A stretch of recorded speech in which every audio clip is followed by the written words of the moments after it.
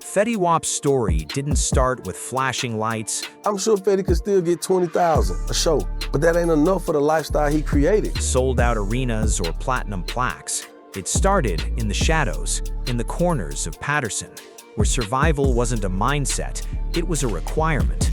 And according to the narrative being pushed, it all circles back to that world. They say it was supposed to be routine, just another move, quick meet, fast money, no complications. But somewhere between the exchange and the headlights cutting through the dark, everything shifted. Remember when Fetty was on fire? When Trap Queen was out and that whole album had like 5 singles on it? I remember there was a video of him throwing out $2,000 cash on his balcony, just throwing it out. He was making so much money he didn't give a. Let's slow this down and really understand what was at stake. Before the fame, before the charts, before the name Fetty Wap meant anything to the music industry, Willie Maxwell was already moving with purpose. No label backing him, no industry safety net, just a young man navigating the only system he knew, the streets. He wasn't pretending to be something he wasn't, he lived it, and more importantly, he never tried to erase it. That authenticity is exactly what made Trap Queen hit different. It wasn't just a catchy hook or a radio record, it was a real-life reflection, a love story built inside a trap house, surrounded by risk, loyalty, and survival. How much is the most you saw like in your account? You're like, what the? Huh? 22. Like 22. And when it dropped, the streets recognized it immediately because it was real. By 2015, everything changed. Trap Queen exploded, climbing to #2 on the Billboard Hot 100 and staying there like it belonged. The radio couldn't let it go. Streaming numbers went crazy, and suddenly, the same kid from Patterson was standing at the center of the industry. Then came the debut album, and it wasn't just a moment, it was domination. 5 singles charting from one project. That's not luck, that's a machine running at full power. Each hit became its own revenue stream. Publishing, performances, features, bookings, everything stacked. This wasn't just fame, this was momentum turning into millions. And the numbers, they were unreal. At one point, Fetty Wap reportedly had $22 million sitting in a single account. 22 million. Holy. I know for a fact I was clearing 100,000 every day. Not investments, not spread across assets, just raw cash. And it didn't just sit there, it grew daily. We're talking about $100,000 a day coming in at the peak. That's over $36 million a year. Numbers that usually belong to CEOs, hedge fund managers, not a 20-something artist who came straight out of the trenches. But here's the part people don't talk about enough. When you start seeing money like that every single day, it changes how your brain works. That number becomes your normal, your baseline. So when things slow down, and in the music industry, they always do, it doesn't just feel like a drop, it feels like a fall. Now, the day I woke up and I only made like 40,000, I'm like, right. I'm like, 40,000, 40,000, 40,000, 30,000. And for Fetty, that fall didn't come overnight. It came quietly. By late 2017, the numbers started shifting, not crashing, just shrinking. From 100K a day to 40, then 40 again, then 30. A slow bleed, the kind that keeps you hoping tomorrow it flips back, but it doesn't. And then comes the moment that makes it real, a booking offer, $50,000 for a show. This is the end of 2017. I'm like, all right, it's happening. To most people, that sounds insane, but not when you've been operating at a completely different level. That number wasn't just a check, it was a signal. The market had changed. The machine was cooling off, and he felt it. Not just financially, mentally. Because while the income slows down, the lifestyle doesn't. The cars still need insurance, the houses still need maintenance, the people around you still depend on you. And that's where things get dangerous, because the gap between who you were at your peak and who you are now starts to feel like something you need to fix, fast. And when that pressure builds, people don't always look forward for solutions. You accumulate so much income when you're hot. And even though you're not hot anymore, that's still residual income that come in. You still do shows, you still got a face card, you still can touch money. Sometimes They look back to what they know, back to what worked before the fame, back to the streets that built them. And that right there, that decision point, is where this story really begins to take a turn. Hidden compartments, modified vehicles, clean exteriors with no visible flaws. That's not beginner-level work. That's infrastructure. Because building a system that can move weight across state lines without raising suspicion takes more than hustle. It takes planning, money, and experience. So if I'm gonna work hard to go make $500,000, I'm gonna be willing to go give it away to the designers. The kind of experience that doesn't come from watching, it comes from doing. And according to federal prosecutors, this wasn't a small operation. This was scale. We're talking about over 100 kilograms, more than 220 pounds of narcotics moving through a pipeline that stretched from the West Coast all the way to New Jersey and Long Island. To the people that build the cars, to the liquor distributors, to my weed man, my dope man. Not just cocaine, heroin, crack cocaine, and fentanyl. And that last one changes everything, because in federal court, fentanyl isn't treated like just another drug. The sentences tied to it reflect urgency, severity, and a system that doesn't play games when it comes to distribution.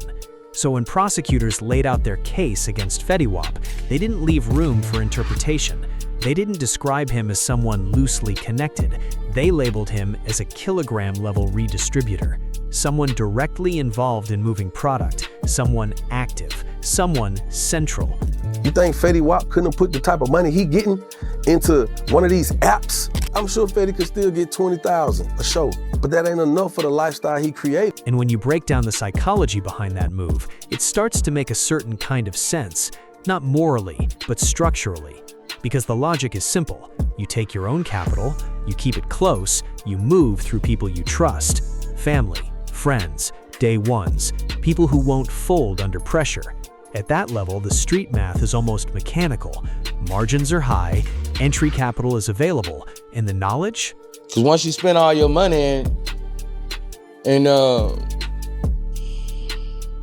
you got to go back to what you know. Already there. For someone who came up in Patterson, that understanding wasn't learned later. It was built in long before the music career ever started. But here's where everything collapses, because when federal agents finally moved in, this wasn't a case built on theories. It was built on evidence. Search warrants turned up approximately $1.5 million in cash, 16 kilograms of cocaine, 2 kilograms of heroin, fentanyl pills, multiple firearms. So you like, I'm gonna take my last, I'm gonna put it here. I got my little cousin them, my little homie them. I don't gotta touch these. I'm gonna make a play, buy some bags, put these on. Not speculation, not wiretaps alone. Physical proof, stacked high enough to bury any real defense before it even reached a courtroom. And then came the moment that made headlines everywhere.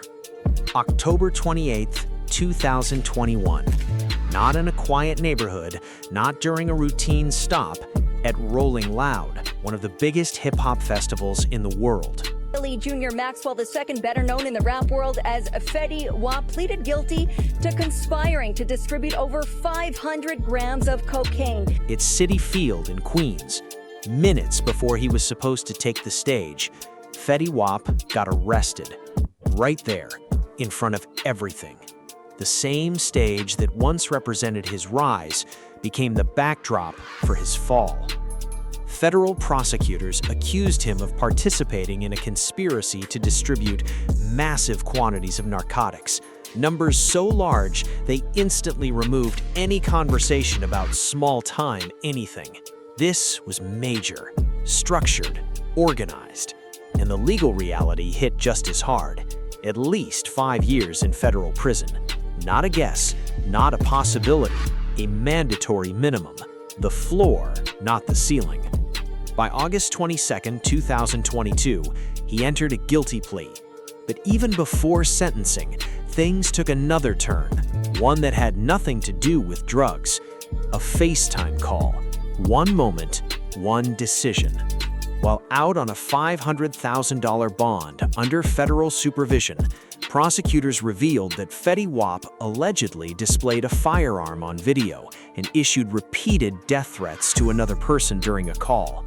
Not vague words, not emotional language, direct threats, weapon visible, on camera, and someone made sure the government saw it.